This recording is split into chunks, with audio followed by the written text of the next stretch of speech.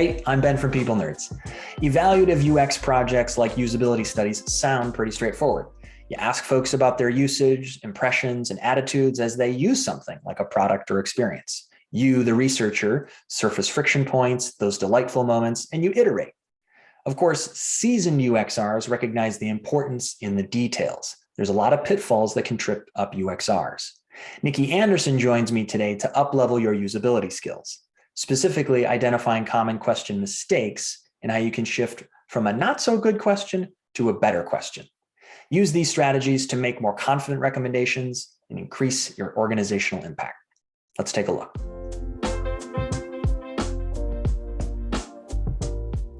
Okay, so let's start with this first one. Ask which is more usable, not which do you prefer. Nikki, walk us through why you have this one at the top. Okay, preference. This is one of my most favorite subjects actually to talk about, because as researchers, a lot of the time we get asked to determine which prototype or which design participants like better. So designers come to us or product managers come to us and they say, oh, we made 3 designs and we would like you to usability test them. And through that usability test, we would like you to determine their preference. So what are participants' preferences? Now, the problem with this is that preference is a very slippery subject. And the reason that it is so slippery is because it's more about subjectivity than objectivity. So preference can be completely dependent on so many different variables, such as, how you feel that morning. What your commute was like to work, if you're commuting to work, or if you're just walking to your desk, did you go to the refrigerator first? And did you get a yummy snack before you actually went to look at something? So preference can be determined by so many different things. And there are so many confounding variables that go into preference. So Ben, for example, if I asked you, do you prefer chocolate or vanilla ice cream? Oh gosh. And actually I had ice cream last night and it was vanilla. So I'm going to say I prefer vanilla, and I'm not lying for the camera. Amazing. So I asked you, do you prefer chocolate or vanilla? And you told me I prefer vanilla ice cream. So there were a few things that happened there. I first set you up almost for failure. I was very lucky that you said vanilla, because what I did is I put 2 choices in front of you first. So it was either chocolate or vanilla. What if you said to me, okay, I like, salted caramel. It's actually my favorite. I love salted caramel ice cream. So then you would feel uncomfortable potentially with telling me, oh, actually, it's neither one of those. I like salted caramel, and then also, I don't know why. Why do you like vanilla ice cream? So I'm going to ask you, Ben, why do you like vanilla ice cream? Why do I like vanilla ice cream? Because it's a good foundation for me to mix other things in. So I actually like hot fudge in my vanilla, or say M&Ms in my vanilla. So the vanilla is a good combiner for other things. Awesome. Not a good answer. I mean, that is genuinely why I like it, but it's just a vehicle. And a delicious vehicle at that, Nikki. And so have you always liked vanilla ice cream the best? Tough questions today. Yeah, that's hard. Probably, yes, because I do really like the things that go into it. I mean, I guess I feel better not eating 6 Snickers bars, but if those 6 Snickers bars are cut into vanilla ice cream, I feel better, I guess. I don't feel quite as guilty. So I will say yes, but this is a really good reminder, because you're asking about, granted taste preference, but I can't really reflect in this instant. And you and I are buds. I feel comfortable if I did like vanilla forever.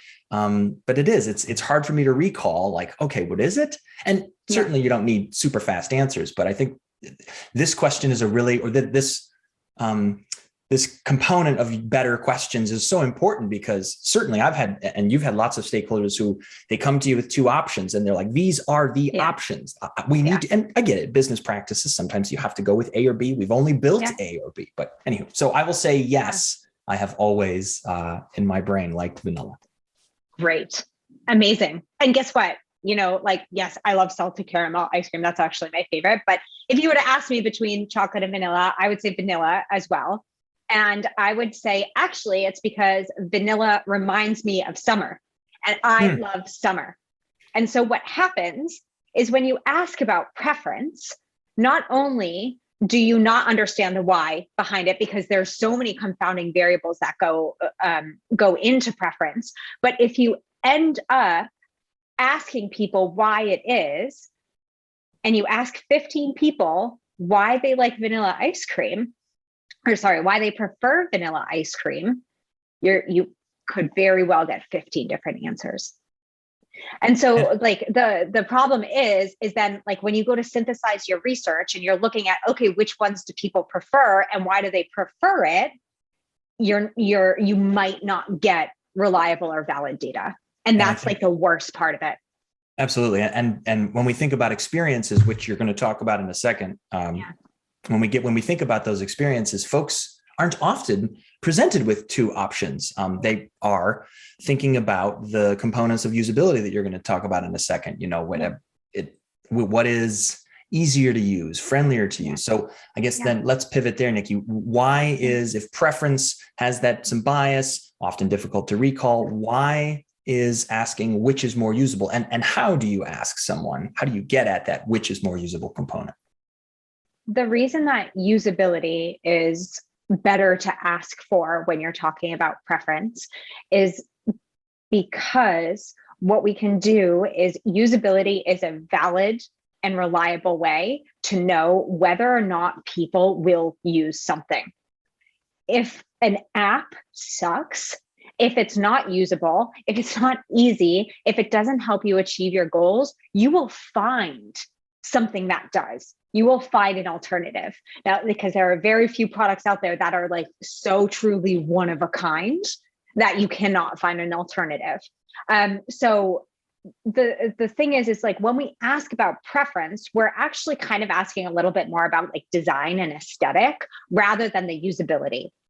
So like if you ask somebody, we don't land on websites and we don't get to choose, should this banner be really small or should it be across the page, or should this photo like bleed into the edges of the page, or should it be clickable?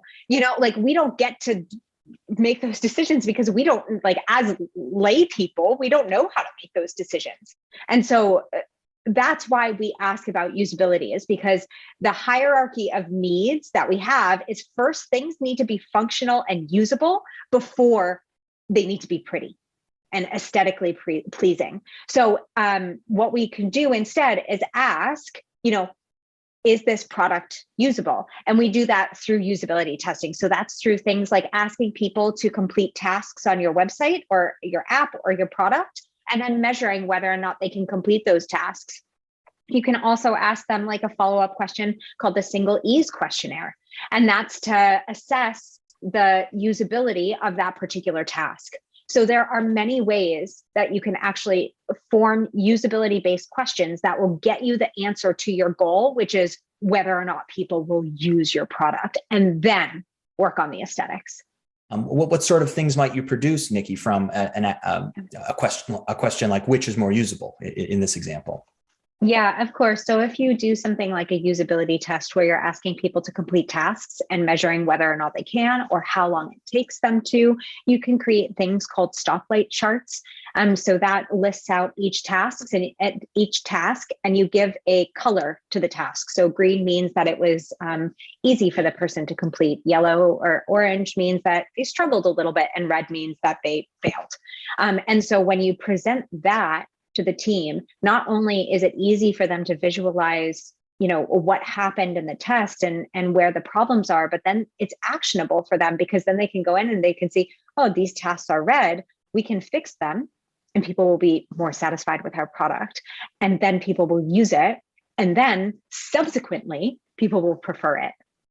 Anything else we should know about usable versus prefer? No, I just think stakeholders might push back and say, no, but we really need to know preference. And that's where you need to bring in your knowledge of like, okay, first this needs to be usable and functional. Then we can talk about how we understand preference and how we make the designs more aesthetically pleasing. So there's a really wonderful hierarchy of user needs that you can look into there. It's modeled off of hierarchy of human needs. So definitely having that ready for your stakeholders could be helpful in explaining, hey, first it needs to be usable, then we can talk about all the other stuff.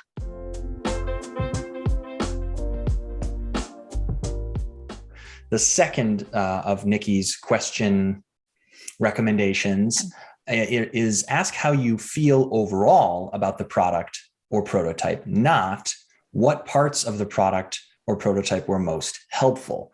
So we've got now feeling versus helpful. Break down why this is important, Nikki. Yeah. So 3 words: social desirability bias. So as humans, we innately want to say and do things that are deemed as socially acceptable and make us look good in the face of others, even if they're not true. So what this concept is about is making sure that we're mitigating bias, because we're never going to be perfect. We're never going to be able to remove all the biases from us, because we are human, and I'm assuming.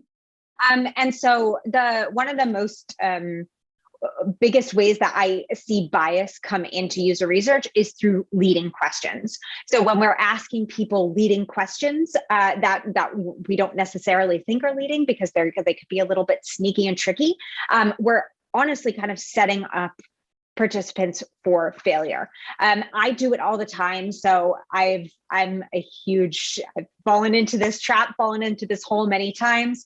I will ask, oh, how helpful was that? Or how frustrated did you feel? And I facepalm. As soon as the words come out of my mouth, I try my best to keep a poker face. And I'm like, okay, it'll be okay. Just move on. Just try and catch yourself and reboot. Or I don't notice it and I keep going on my merry way. And then I listen to my interviews afterwards and I'm like, stop asking biased questions and leading questions. But it's so easy to do. We fall into it all the time, even in because it comes up in natural conversation, if I were to ask you, Ben, it's I can ask you, how are you? Mm-hmm. That's a very open-ended question, but a lot of times, we actually ask things like, are you good? Sure. And I don't want to be not good, even if I am not so good. Yes.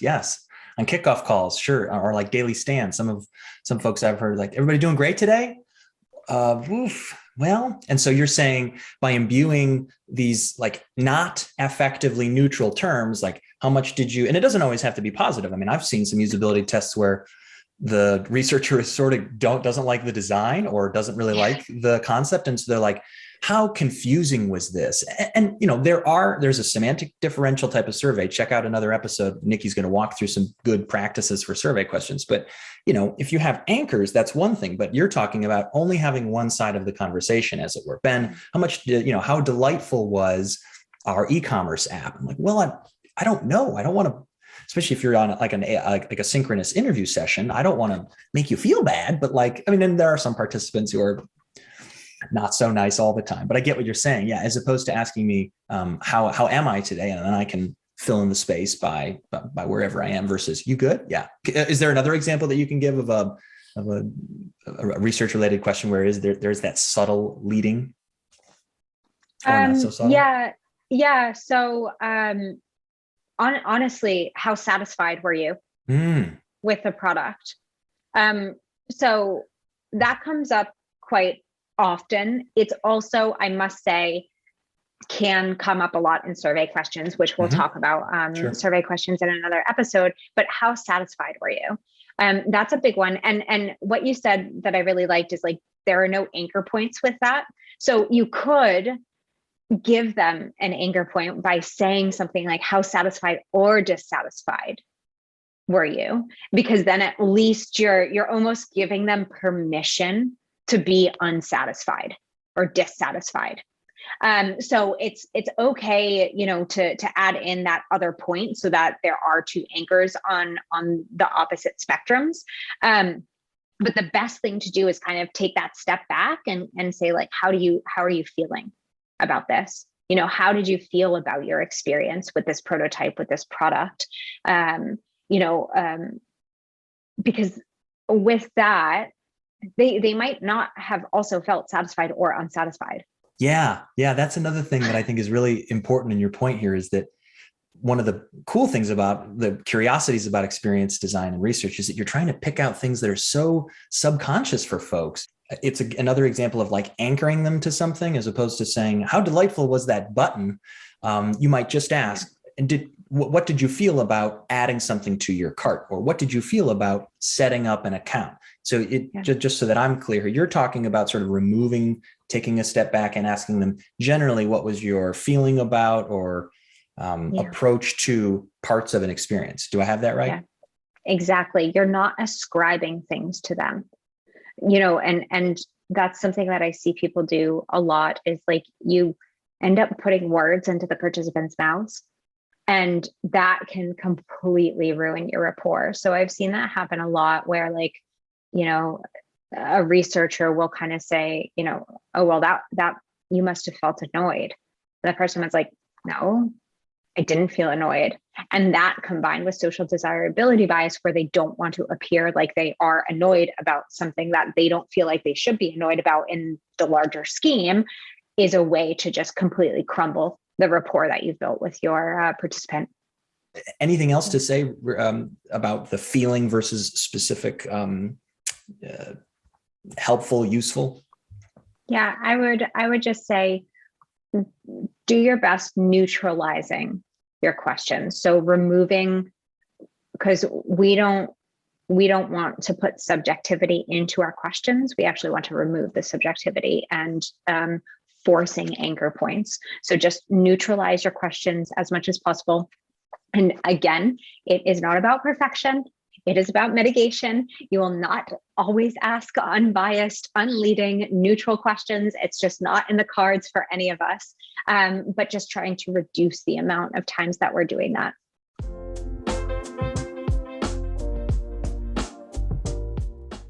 Okay, so Nikki, this last question is one that I'm very excited about all of them, but it seems core and fundamental to a lot of what user experience researchers and their stakeholders want to know. And so you've got here, ask something that you've used similar in the past, not would you use this again, which I think is really interesting. So talk about this using, because we were talking about usability earlier. So now you're talking about the actual act of making use of the product. Walk us through this. Yeah, so this is another one of my favorites. I feel like everything is my favorite in user research, but here's another one of my favorites. So let's say, like, I would question the audience in general with how many times have you said you were going to do something or signed up for something with the intention of doing something, such as going to the gym, and didn't do it.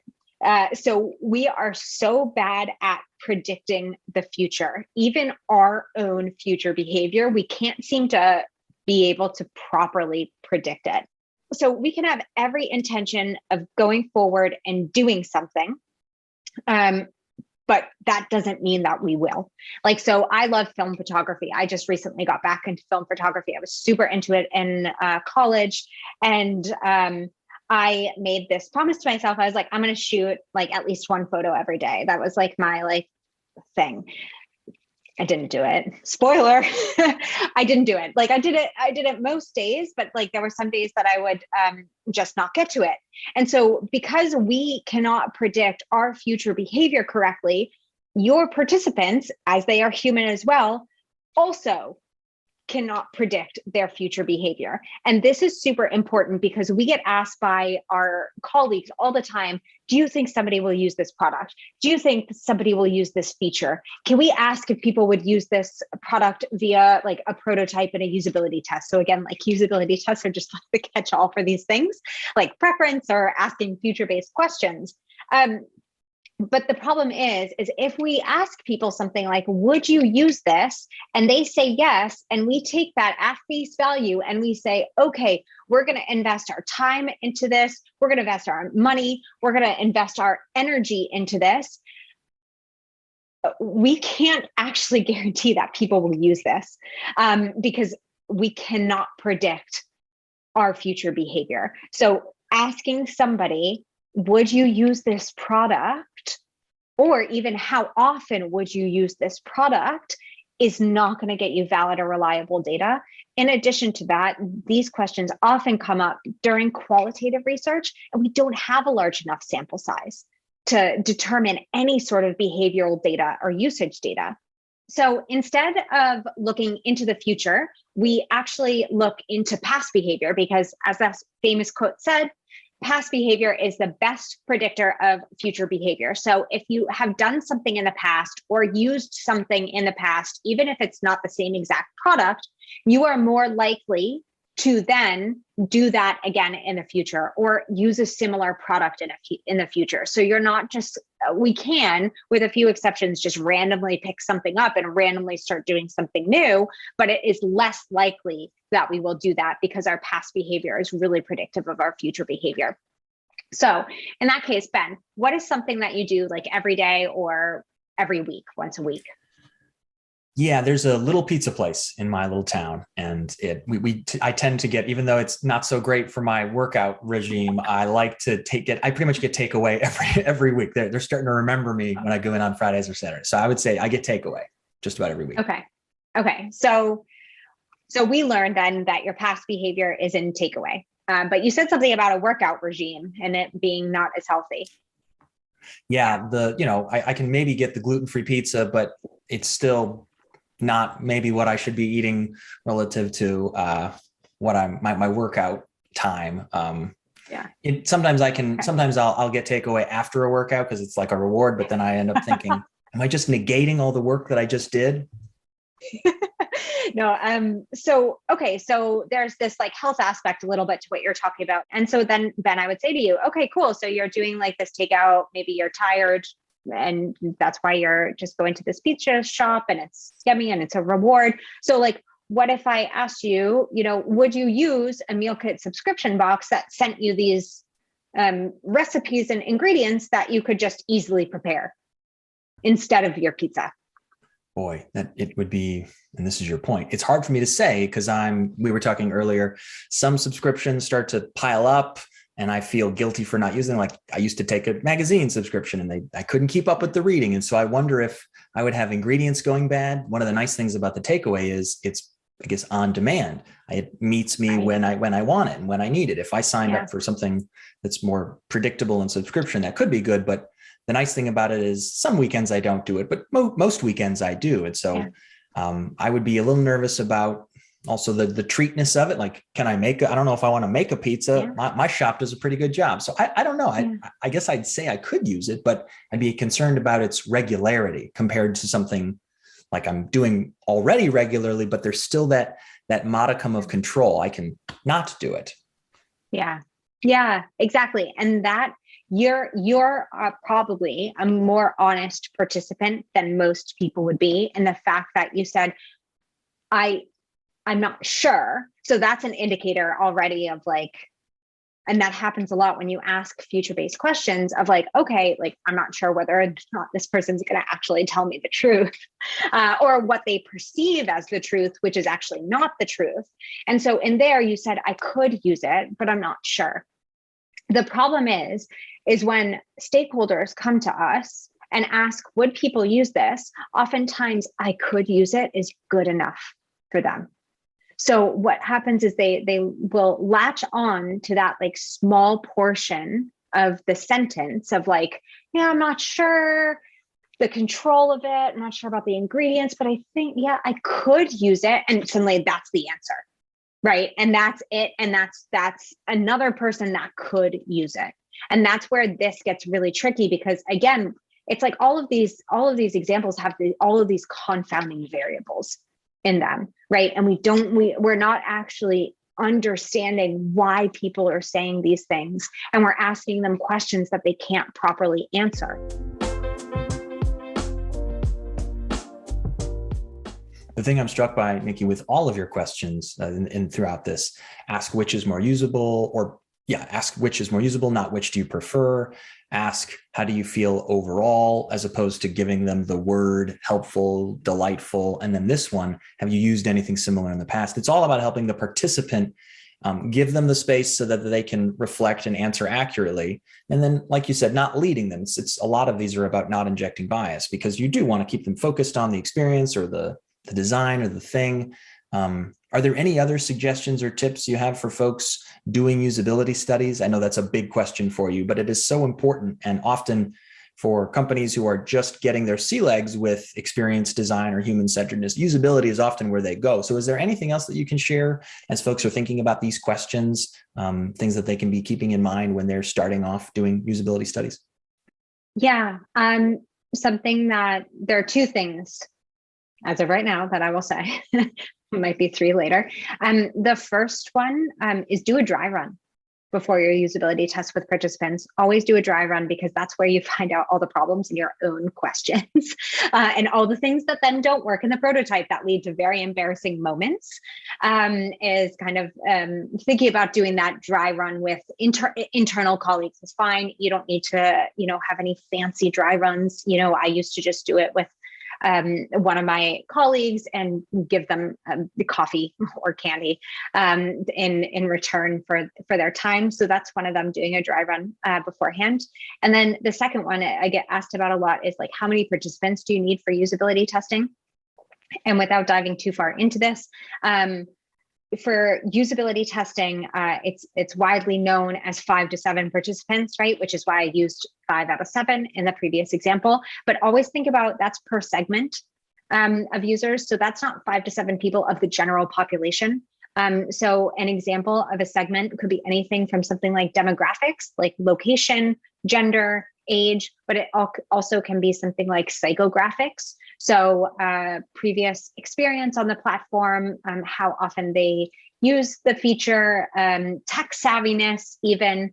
So, you want to make sure that you're getting a representative sample. So we can't, like in the example of meal subscription boxes, you can't just take like 5 to 7 people out of the whole world and say, would you use this? Or like, how do you think about this concept or prototype? And be able to say everybody loves it. You need to think about segmenting your customers into smaller areas. So making sure that the sample size that you're using is representative of that smaller segment within the larger population. So really thinking about that. This has been great, Nikki. We're going to drop some resources below. Nikki talked about the standard experience questionnaire of the SEQ, and we're going to drop, she's written a great piece on People Nerds about that, as well as some of the things about setting up your usability studies. Tune into our other episodes. We're going to talk surveys, generative studies, and stakeholder interviews when you want to get some buy-in from your participants. Thank you, as always, Nikki.